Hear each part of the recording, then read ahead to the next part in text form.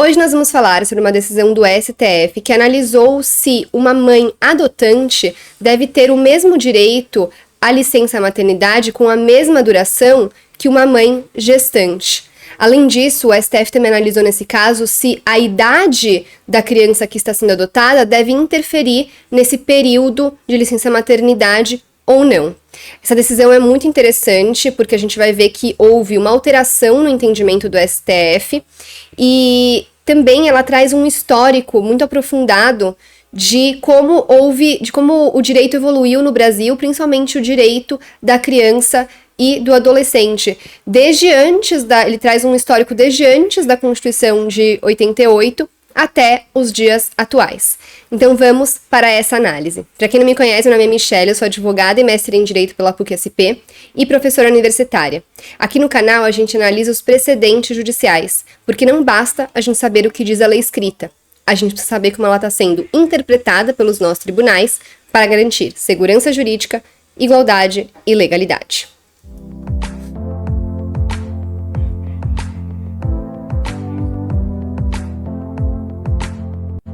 Antes da gente começar a análise dessa decisão, não esqueça de se inscrever no canal, dar o seu like nesse vídeo e compartilhar esse vídeo com outras pessoas que possam se interessar sobre esse assunto. Bom, então vamos lá.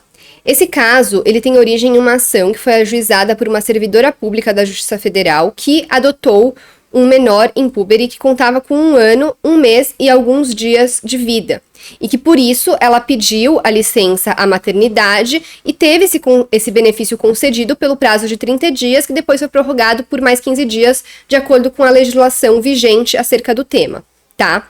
Só que aí ela entrou com a ação porque ela entendia que ela tinha direito a 180 dias de licença maternidade. Ela gozou de 45 dias, mas ela entendia que ela tinha direito a 180 dias, porque a Constituição prevê um prazo mínimo 120 dias para licença maternidade e a lei intraconstitucional prevê, a título de prorrogação, mais 60 dias. E ela vai citar, então, a legislação pertinente, que, no entanto, é uma legislação que se aplicaria somente ao regime CLT, e não à lei que trata dos servidores públicos.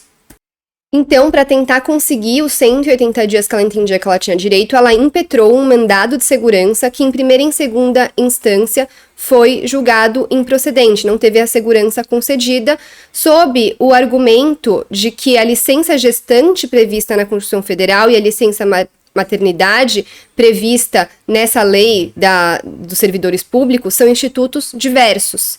Que a licença gestante, que é a prevista de acordo com o entendimento que foi adotado em primeira e segunda instância, nesse caso dessa servidora, visa preservar o interesse, a adaptação e o reforço do vínculo entre a mãe e a criança, mas nela predomina o propósito de preservar a saúde da genitora, que pode se afastar de suas funções antes do parto ou após o parto para recuperar-se das alterações físicas e psíquicas decorrentes da gravidez. No caso de adoção, a mãe não passa por tais eventos, de modo que trata-se de situação substancialmente diversa a justificar o tratamento distinto. Então, em primeira e segunda instância, entenderam que essa previsão dessa lei que está sendo impugnada por essa servidora seria válida, seria uma decisão válida que não violaria a Constituição Federal.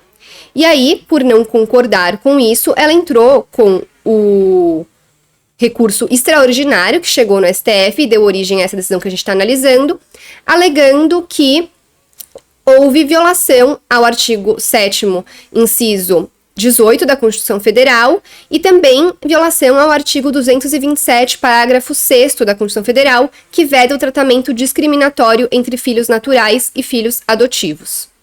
Então, sintetizando, o caso coloca, portanto, a seguinte questão. A lei pode instituir prazos diferenciados para a licença maternidade concedida às servidoras gestantes e às adotantes?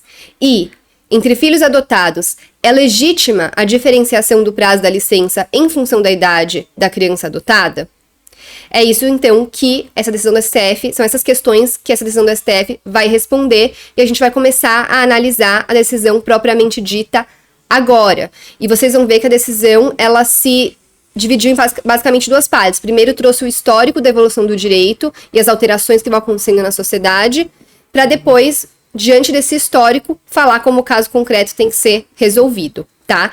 E já começa de uma forma muito interessante essa decisão, porque eu sempre falo aqui, já falei em alguns outros vídeos, como que o direito está completamente ligado a filosofia, a sociologia.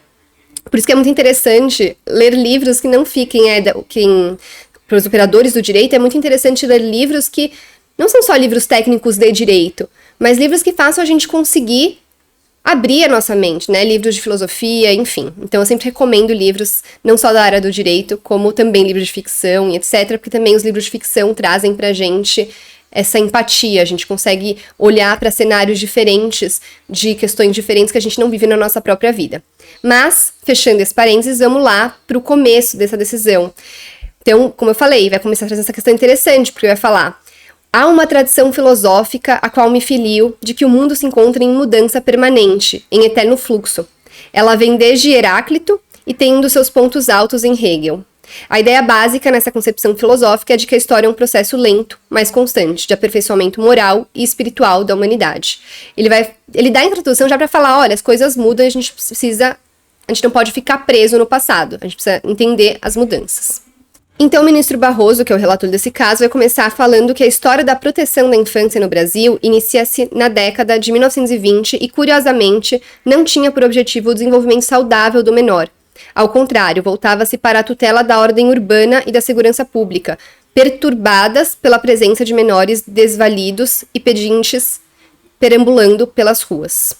Por conta disso, essas crianças elas eram institucionalizadas e nos abrigos, internatos e orfanatos as crianças eram entregues a um tratamento impessoal marcado pela alta rotatividade de cuidadores, com os quais dificilmente chegavam a desenvolver um vínculo individualizado.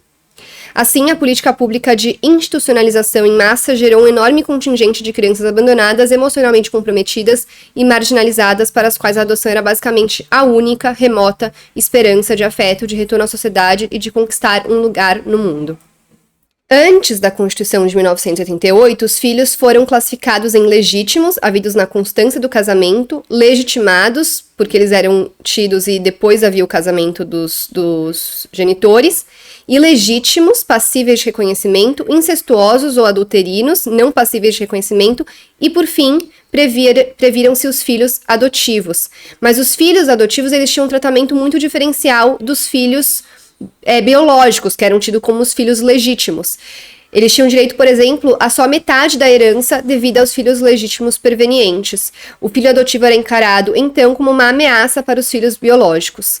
A Lei 4.655 de 1965 permitiu a legitimação de menores abandonados desde que gozassem até 7 anos e previu ainda a legitimação adotiva do menor com mais de 7 anos que já se encontrasse sob a guarda dos legitimantes à época em que tivesse completado tal idade. Entretanto, determinou que o legitimado adotivo não teria os mesmos direitos do filho legítimo perveniente à adoção em caso de sucessão. Então, para dar exemplos de como o tratamento era diferenciado. E aí ele vai continuar. Portanto, de um lado, a política pública estatal rompia os laços existentes entre os menores carentes, suas famílias e comunidades, gerava a sua institucionalização e o seu abandono, e de outro, estigmatizava aqueles poucos que chegavam a ser adotados, negando-lhes uma condição de efetiva igualdade com os demais filhos ou o pleno reconhecimento como membro de uma família. E aí, depois da Constituição de 1988, teve um avanço, porque a Constituição de 1988 definiu como fundamento da República a dignidade da pessoa humana e comprometeu-se com a tutela do indivíduo e de seu valor intrínseco como um fim em si mesmo, afastando qualquer possibilidade de sua instrumentalização em favor dos interesses da comunidade. E essa questão do indivíduo como fim em si mesmo é muito baseada em Kant, já falei também em outros vídeos aqui. Em coerência com tal concepção de tutela da pessoa, o artigo 227 da Constituição estabelece o dever da família, da sociedade e do Estado assegurar à criança todos os direitos necessários ao seu adequado desenvolvimento, assentando os princípios da proteção integral e da prioridade dos direitos das crianças e dos adolescentes. Então, ele vai dizer que a Carta expressamente, a Constituição Federal expressamente prevê, por meio da palavra prioridade, a precedência em abstrato dos direitos dos menores em caso de colisão com outras normas. Por que isso é interessante? Porque a gente já falou aqui no canal também, quando a gente está em uma situação de choque entre princípios da Constituição Federal. Então, a Constituição Federal, por exemplo, veda a prova e lista. Já tem vídeo no canal sobre isso, vai até aparecer aqui em cima. Um vídeo que trata sobre prova e lista. Mas se a gente está falando de uma prova e lista que acabou tendo que ser, foi o único meio para conseguir proteger o direito de uma criança, ela vai ser excepcionalmente aceita num processo penal, por exemplo, ou num processo civil que fala sobre a guarda de uma criança, porque a proteção da criança vai ter prioridade nesse caso.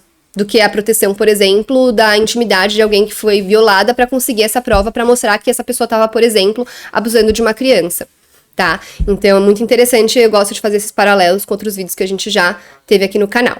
E entrando especificamente na maternidade, a Constituição determina que a sua proteção constitui direito social e assegura o direito de licença à gestante. Então, isso é importante, porque ele vai mostrar que como, ao longo desse acórdão, o ministro vai mostrar como que esse termo licença gestante tem que ser interpretado de uma forma mais abrangente para a gente ter a realidade do que a gente tem hoje, né? Não preso num termo anacrônico do passado, a gente vai chegar nisso. Mas que, então, a Constituição assegura o direito de licença gestante em favor das trabalhadoras e servidoras públicas, atribuindo-lhes o direito ao prazo mínimo de 120 dias de afastamento remunerado do trabalho. Então, ele vai aqui transcrever esse artigo. São direitos dos trabalhadores urbanos e rurais, além de outros que visem a melhoria de sua condição social, licença à gestante sem prejuízo do emprego e do salário com a duração de 120 dias. E no tocante a filhos adotivos, ele vai falar que o artigo 227 e seus parágrafos da Constituição determinam ainda ao poder público que estimule o acolhimento sob a forma de guarda de criança ou adolescente órfão abandonado, procurando afastar a opção pela institucionalização. E o parágrafo 6º garante expressamente aos filhos biológicos e adotivos os mesmos direitos, vedando qualquer discriminação entre eles. E aí ele vai transcrever novamente. Os filhos, havidos ou não da relação do casamento ou por adoção, terão os mesmos direitos e qualificações, proibidas quaisquer designações discriminatórias relativas à filiação. Ainda no histórico da evolução da legislação, ele vai falar que em 13 de julho de 1990 foi editado o Estatuto da Criança e do Adolescente, mais conhecido como ECA, que revogou o antigo Código de Menores e reiterou a igualdade de direitos entre filhos biológicos e filhos adotivos. E que mais ou menos nessa mesma época sobreveio o Estatuto dos Servidores Públicos Federais, que é a Lei 8.112 de 1990, que tratou do assunto da licença à maternidade para mães adotantes de uma forma já avançada para a época, porque previu o direito das servidoras à licença adotante de 90 dias em caso de obtenção de adoção ou de guarda judicial de criança com até 1 ano, bem como o direito à licença de 30 dias em caso de criança com mais de 1 ano. Então ele vai falar, na ocasião em que essa lei foi aprovada, o Estatuto da Criança e do Adolescente tinha sido aprovado poucos meses antes, então nesse contexto era um avanço, mas agora talvez não seja mais. Talvez agora a gente precise interpretar essa lei de acordo com toda a evolução da legislação que a gente teve também desde então.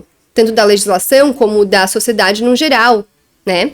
Então, ele vai dizer, embora a norma não equiparasse o prazo de licença adotante ao prazo de licença gestante, não havia na previsão, naquela época, um propósito de discriminação da mãe adotante ou de um reconhecimento a menor dos direitos dos filhos adotivos. Tratava-se de uma norma que promovia a inclusão de famílias que adotavam, de acordo com a compreensão que se tinha sobre o assunto à época. E ele vai falar que, inclusive, que no âmbito da legislação trabalhista nem havia uma previsão de licença para licença a mãe adotante equivalente. E que isso, inclusive, levou várias mulheres trabalhadoras adotantes a ajuizarem ações a fim de obterem os benefícios semelhantes, invocando o artigo 7º, inciso 18 da Constituição Federal. E que, nessa época, o próprio STF, quando analisou esses pedidos, essas ações, em sede de recurso extraordinário, manifestou o entendimento de que o deferimento da licença prevista no artigo 7º estaria vinculado ao fato jurídico gestação, e a situação da mãe adotante não seria equiparável à situação da mãe gestante, uma vez que no primeiro caso não ocorreria gravidez ou parto, não havendo que se falar em licença gestante, cujo fim em princípio era proteger a saúde da mãe. Então vejam, esse ponto é importante. O STF tinha até essa decisão um entendimento consolidado no sentido de que a licença maternidade era muito mais para a mãe, para as alterações físicas e psíquicas da mãe, e não um direito que era também, ou até mais, da criança, do menor. E é isso que o ministro Barroso, nesse voto dele, vai começar a mostrar que essa interpretação precisa mudar. Essa mentalidade com relação ao assunto mudou. Não é isso mais. Vamos ver, então, o que ele vai continuar falando nesse voto dele. Depois dessa decisão do STF, o Legislativo tomou uma atitude e 2 anos mais tarde, no Código Civil, tornou a afirmar a igualdade de direitos entre filhos biológicos e adotivos e incluiu na CLT o artigo 392-A, estabelecendo o direito à licença maternidade em favor da empregada adotante de maneira escalonada de acordo com a idade da criança, à semelhança do que fora previsto no Estatuto dos Servidores Federais.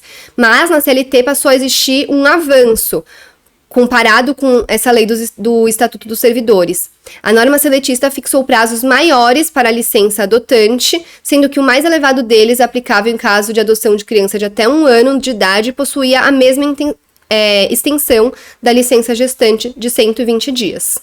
Essa alteração na CLT estabeleceu também o direito do cônjuge ou do companheiro ao prazo remanescente da licença em caso de falecimento da mãe durante a sua fruição, e previu o direito do empregado adotante o mesmo benefício, deixando claro, no entender do ministro, que a função essencial da licença maternidade passava a ser a proteção do interesse do menor, que tanto no caso da filiação natural, filho biológico, quanto da adotiva, filhos adotivos, precisa adaptar-se à família e estabelecer laços de afeto que são fundamentais para o seu desenvolvimento saudável. E ainda depois de tudo isso, sobreveio a Lei Nacional da Adoção, Lei 12.010 de 2009, que suprimiu esse artigo novo da CLT, 392A da CLT, e igualou, no âmbito do direito do trabalho, os prazos da licença gestante e da licença adotante, independentemente da idade da criança adotada. Ou seja, a mãe que adota, ela vai ter o mesmo direito de duração da licença maternidade se ela adota um filho de 1 ano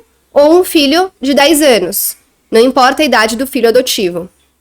No entanto, o Estatuto dos Servidores Públicos Federais não acompanhou isso, ele ficou preso lá no tempo, porque esse estatuto continuou prevendo prazos distintos a depender da idade do filho, e mesmo com um filho de até 1 ano, o prazo era menor do que a própria licença gestante prevista na Constituição Federal. Então ele vai falar que não teve essa evolução e, portanto, o estatuto, originalmente uma norma inclusiva que promovia um avanço, tornou-se uma lei anacrônica, restritiva do direito da licença adotante se comparado ao mesmo benefício, tal como assegurado pela legislação trabalhista. E é agora, depois de ter feito todo esse histórico, para mostrar justamente a evolução e como essa lei do Estatuto dos Servidores Públicos Federais ficou presa no tempo, que ele vai passar a analisar o caso concreto para ver como que ele tem que ser julgado. Então, além de todo o histórico, ele vai também trazer essas reflexões, falando que a adaptação de uma criança adotada a uma nova família e os primeiros meses de convívio demandam tempo, paciência e disponibilidade da parte dos pais. O menor chega de um ambiente inóspito a um espaço estranho, precisa sentir-se aceito e amado para considerar-se parte daquela família. Muitas crianças temem uma nova rejeição, um novo abandono e após um período inicial passam a testar os pais adotivos com comportamentos inadequados com o propósito inconsciente, com uma atitude inconsciente de se assegurar de seu amor e de sua aceitação. E então, novos obstáculos devem ser superados para a construção de um vínculo seguro. Então, ele vai falar, não há nada na realidade das adoções, muito menos na realidade das adoções tardias, que indique que crianças mais velhas precisam de menos cuidado ou de menos atenção do que bebês. Então, se para filhos biológicos conectados às suas mães desde o útero, jamais negligenciados, jamais abusados, jamais feridos, como numa generalidade, né, que ele está falando, uma generalização, a necessidade de uma licença mínima de 120 dias, violaria o direito dos filhos adotados à igualdade e à proporcionalidade em sua vertente de vedação à proteção deficiente, pretender que crianças em condições muito mais gravosas gozem de período inferior de convívio com as mães. E eu até veio um insight que vai um pouco além disso. Também, a mãe que adota uma criança, ela quer também ter esse período de adaptação. Ela já não tem, né, as memórias, às vezes quando ela adota numa idade mais avançada, ela não tem as memórias da infância daquela criança, ela não vai ter essas memórias, ela também quer criar essas memórias que são imprescindíveis para fortalecer esse vínculo entre mãe e filho. Então é tão importante para a mãe quanto para a criança, e eu entendo essa visão de que para a criança ainda mais, porque a criança ela é mais protegida pela Constituição, ela tem prioridade, como a gente viu. E aí, com base em tudo isso, ele vai falar que só se pode concluir que o texto do artigo 7º, inciso 18 da Constituição, quando interpretado de acordo, em conjunto, na verdade, com o artigo 227, parágrafo 6º, que fala da impossibilidade de discriminação de filhos adotivos, ao se valer da expressão licença gestante, produziu inadvertidamente um comando cujo teor literal foi subinclusivo. Então, dentro desse termo licença gestante, está incluído uma licença adotante também.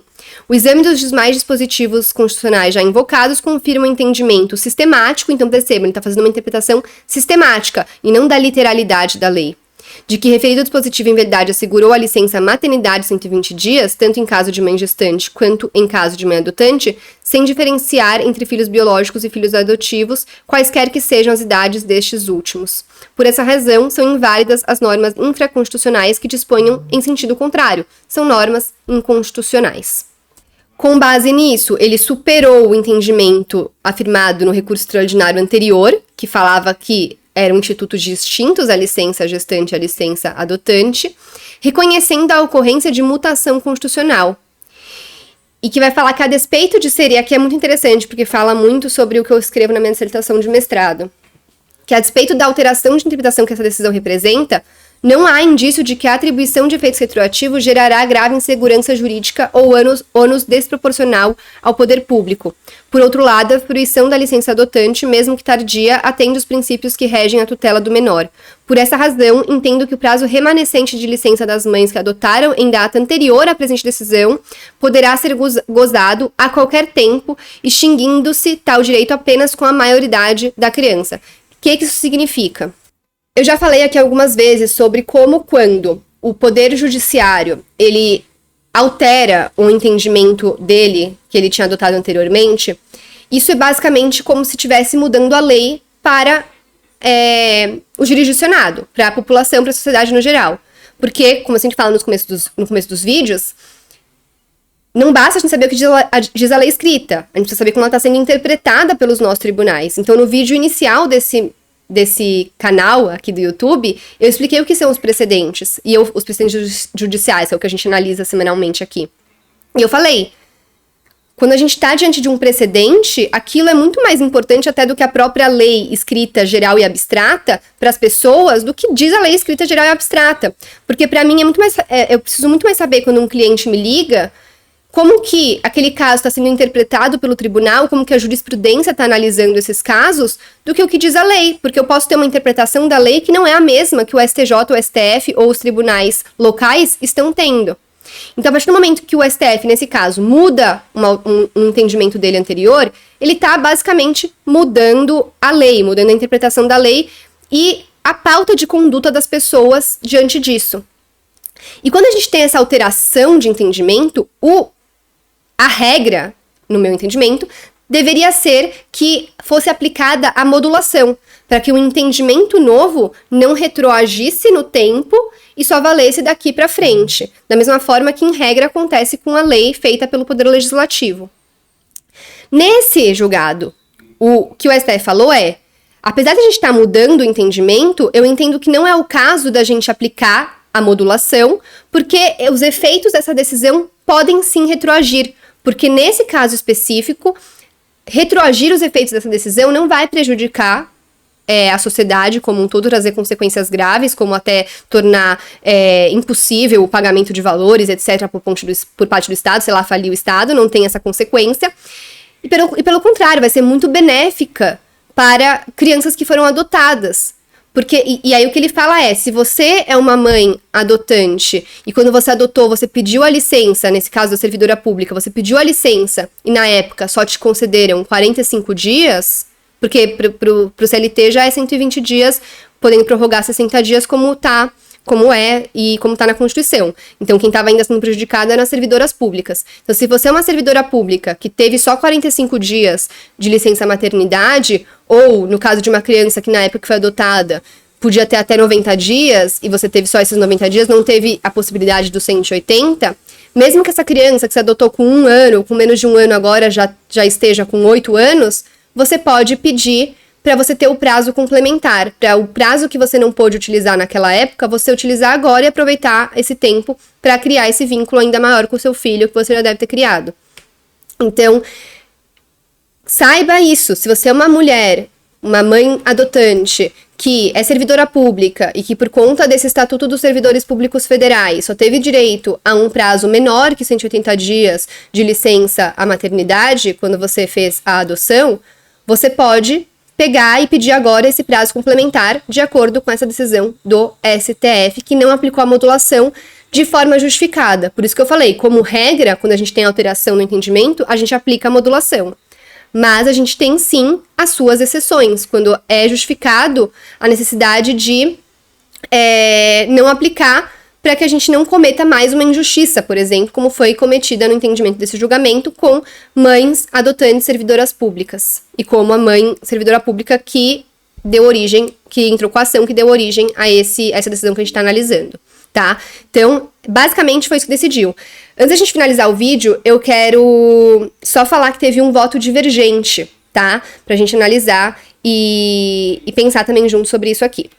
Quem divergiu foi o ministro Marco Aurélio, porque ele vai, a gente vai ver, fazer uma interpretação literal da palavra licença gestante. E não essa interpretação sistemática realizada pelo ministro Barroso, com o qual os demais ministros concordaram. Então ele vai dizer, a nossa atuação é vinculada ao direito positivo, ao que diz a lei. Não podemos nos substituir ao legislador e assentar que estaria deficiente a normatividade aprovada pelos representantes do povo. Se formos à Carta Federal, veremos que versa licença à gestante. Pressupõe o texto constitucional a gestação e, portanto, dupla proteção. A mulher que engravida, que se tornará parturiente, e também ao rebento que acabará nascendo. O comum seria ainda no curso da gestação ter-se a licença, mas sabemos que, por motivos práticos, deixa-se para acionar esse direito constitucional praticamente às vésperas do parto, uma vez que, ante a adoção da cesárea, de forma praticamente linear, tem-se como prever essa data. Só que assim, no voto do ministro Barroso, que ele fala justamente que a mãe que adota também passa por mudanças, também vai passar por alterações na sua vida, também existe mães adotantes que passam por uma depressão pós-adoção, assim como mães que gestam têm a depressão pós-parto, porque é uma mudança muito grande na vida, a chegada de uma nova vida sobre a qual a gente tem uma responsabilidade. Então, não me pareceu ser um argumento, nesse caso, válido, o do ministro Marco Aurélio. A gente sabe que não tem como interpretar a lei na sua literalidade, a gente tem sim todo um ordenamento jurídico que tem que ser interpretado de uma forma sistemática e integrativa, e então eu não concordo com essa divergência que ele apresentou. Eu acho que esse argumento que ele utilizou já foi respondido pelo ministro Barroso. Também entendo que, diferentemente do que o ministro Marco Aurélio pontuou, o que foi feito aqui foi justamente o papel do STF, que é analisar se a lei infraconstitucional viola a Constituição Federal. E nesse caso foi entendido que viola, porque por uma interpretação sistemática que fala que o filho adotivo não pode ter uma discriminação com relação ao filho biológico, tem que ser tratado de forma igual, nem precisaria ter uma previsão expressa falando disso, porque isso está dentro do princípio da dignidade da pessoa humana, dentro do princípio da igualdade e etc., fala que não tem como diferenciar a licença à gestante da licença à maternidade para uma mãe adotante, para uma mãe gestante. Então foi entendido nesse caso que a lei infraconstitucional do Estatuto dos Servidores Públicos Federais é sim inconstitucional, e em decorrência disso foi dado provimento ao recurso extraordinário para reconhecer o direito da recorrente ao prazo remanescente da licença parental, a fim de que o tempo total de fruição do benefício, computado o período já gozado, seja de 180 dias de afastamento remunerado, ou seja, ela já tinha gozado de 45 dias, ela pode agora, não importa quanto tempo passou, a não ser que o filho já tenha atingido a maioridade, ela pode agora pedir a diferença, que é 135 dias, se eu fizer as contas rápidas corretamente na minha cabeça. E como sempre nesses casos, foi fixada a seguinte tese: os prazos da licença adotante não podem ser inferiores aos prazos da licença gestante, o mesmo valendo para as respectivas prorrogações. Em relação à licença adotante, não é possível fixar prazos diversos em função da idade da criança adotada. Então essa foi a nossa análise de hoje, e eu quero repetir agora no final que se você é uma mãe adotante, servidora pública federal, e que por conta desse estatuto, dessa previsão do estatuto, quando você adotou, você teve direito a menos do que 180 dias de licença à maternidade, por exemplo, 45 dias, igual a dessa pessoa que entrou com essa ação que deu origem a essa decisão que a gente analisou, você pode agora solicitar, com base nesse julgamento que a gente analisou hoje, a concessão do período restante. Então, se você teve direito a 45 dias, você pode agora pedir mais 135 dias de licença maternidade, se seu filho ainda não atingiu a maioridade, tá? Então, por hoje é isso. Se você tiver ficado com quaisquer dúvidas, deixe aqui nos comentários, deixe também suas opiniões, sugestões, comentários, etc. E, de novo, não esqueça de se inscrever no canal, dar o seu like nesse vídeo e compartilhar esse vídeo com outras pessoas que possam se interessar sobre o tema, especialmente mães, tá bom? É isso, obrigada e até a próxima!